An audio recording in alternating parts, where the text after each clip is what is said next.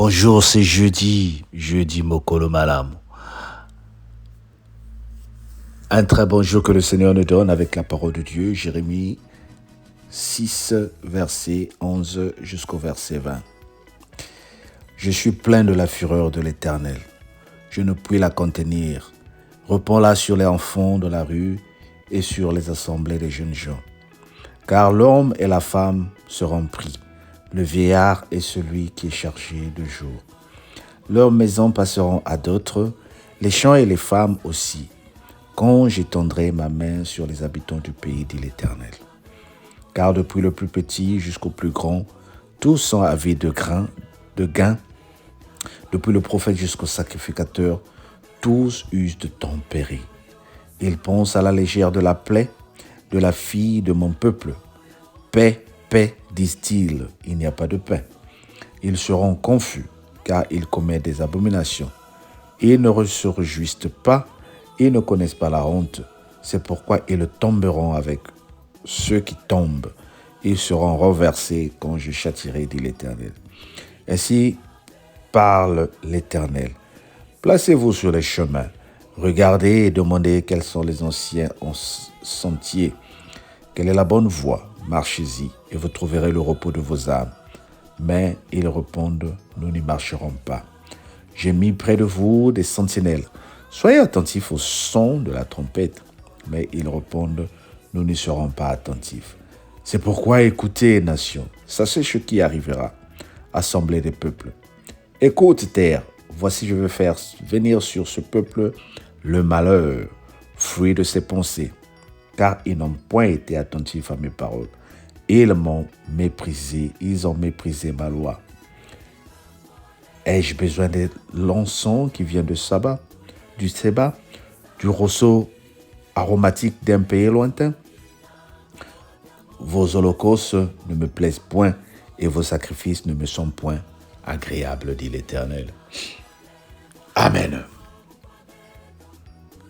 Nos sacrifices ne plaisent pas au Seigneur.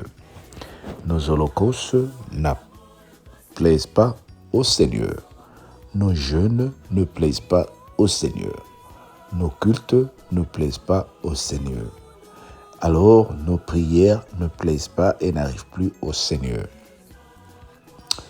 Nous dit Jérémie ici dans la parole que nous venons de lire.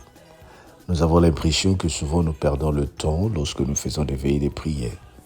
Mais c'est vrai. Nous avons perdu le temps lorsque nous partons en pèlerinage. Mais c'est vrai parce que le Seigneur n'y est pas. Pour que le Seigneur soit dans notre programme, mais il faut qu'il soit au centre de tout ce que nous faisons.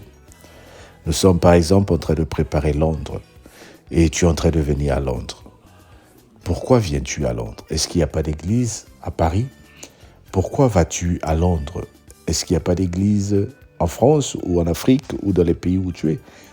Mais il y en a partout. Pourquoi ne prions-nous pas dans la maison? Est-ce qu'il n'y a pas des places dans nos maisons pour prier? S'il y en a. Mais nous partons à Londres pour chercher la gloire de Dieu. Nous ne partons pas à Londres pour aller chercher les réponses à nos problèmes.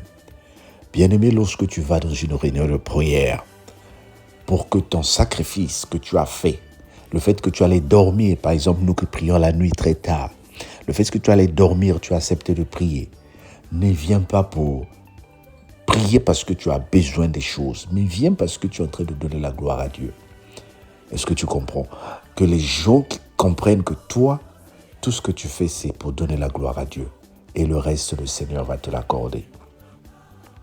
Je te prêche cette parole pour que toi et moi, nous comprenions que le Seigneur nous signifie que toutes ces choses que nous servons passera.